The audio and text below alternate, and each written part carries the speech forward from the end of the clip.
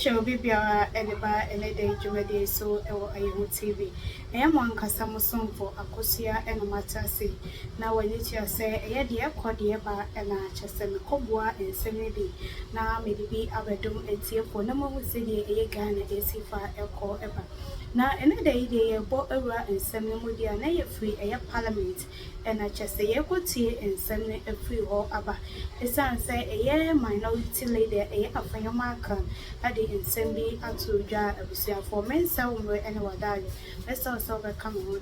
Where the minority has stated that it will not participate in the work of the special committee established to investigate the chaos that disrupted the ministerial vetting process during the appointment committee sitting on Thursday, January 30, 2025. The decision, according to the minority, stems from concerns over the alleged prejudicial conduct of the committee's chairman, Emmanuel Bejra, Member of Parliament for Ho West. Channel 1 News' Nia Ikoyokai reports.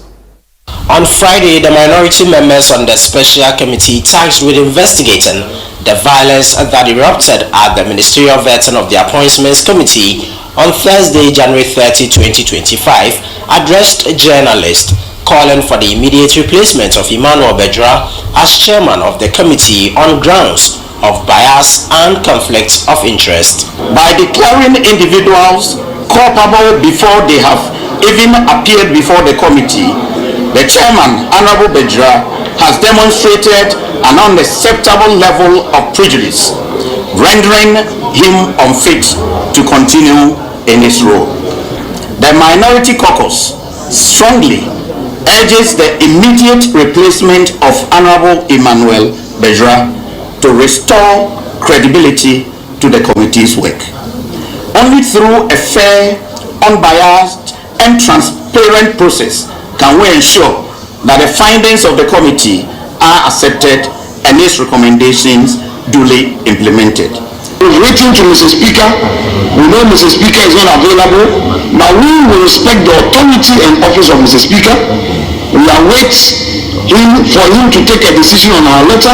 Meanwhile, if the chairman still wants to proceed, we will not be part of that one-sided committee. Our members have withdrawn from the proceedings because the chairman is prejudiced. The chairman is prejudging the issue, and indeed is not a fair and neutral referee. The first Deputy Speaker, Bernard Ahiafo, was compelled to adjourn Friday's proceedings after the minority raised quorum concerns because the House fell short of the required number of 91 MPs for the commencement of parliamentary business.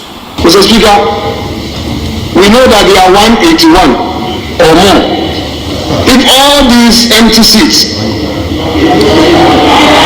already quorum, yes, it doesn't matter. I'm not in government business. I'm not doing government business. Don't worry.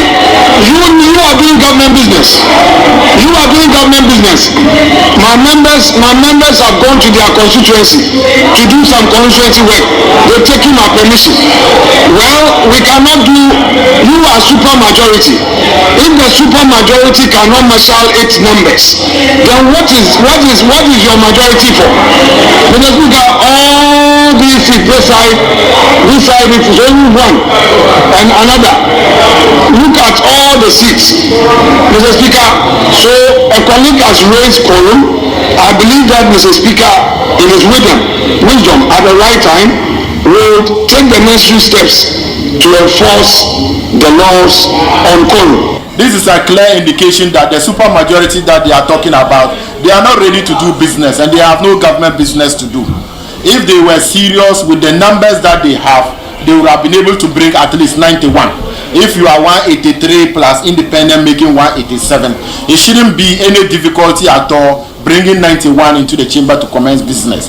This is a clear indication how weak the NDC majority are. This is a clear indication as how unserious they are with regards to the governance of this country. And that is why the Speaker had to adjourn the House, because they themselves were not serious. The minority members have indicated that they will not hesitate to raise quorum concerns should the majority fail to avail themselves in the House for parliamentary business. Reporting for Channel 1 News from Parliament, Ni Ayukwe Okain.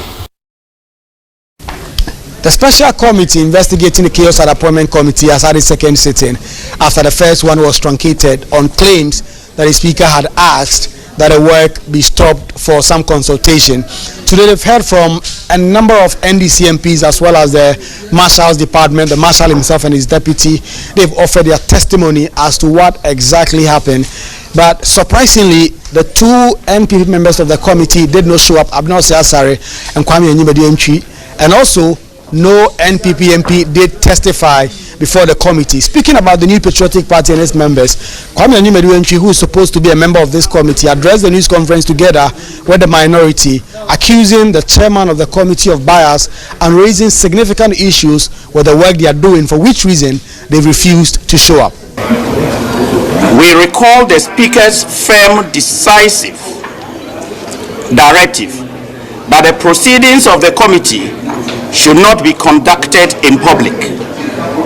The Minority Caucus concurs with this position, recognizing that public hearings in matters like this would compromise the effectiveness and efficiency of the investigative process. In widely broadcast media interviews, Honorable Bembedra made prejudicial statements alleging that the minority leader was actively conspiring to derail the committee's work. The chairman of the committee, Yimano Kwesi-Bedzra, has been parrying away the claims that he's biased. He's been defending the quality of the work he and his colleagues have been doing. He also says even if the NPP MPs decide not to show up, it will not take anything from the committee. So I don't know where that accusation of biasness comes from. So maybe he has to identify where I was biased. They've written an entire memo to the speaker asking that you be removed. I don't know. Speaker will have to admit that memo, but we will continue our work on Monday. On Wednesday, I even mentioned that one of them was coming until the person sent us a text message that he was not going to come. But yesterday, Honorable Bina was with us at the meeting. We all agreed, and so we're surprised that she wasn't here today. We'll continue our work until the speaker says, well, otherwise. So we'll continue our work. That shows the hypocrisy of our colleagues, because if Honorable Abena was with us yesterday and today they are singing different tune, the best judge are Ghanaians. Okay. Samuel Okudzeto Blackwell testified before the committee that he believed he was the target of the chaos that ensued that day at the appointment committee. It was clear to me that I was the target. They did not want to have me vetted that day. And why do I say that? If you look at the schedule advertised and published, the media giving copies, you had some of the persons here who were even taken ahead of me. For example, the Honorable Joseph Bukari Nikbe. He was to have come after me on the schedule that the appointments committee published.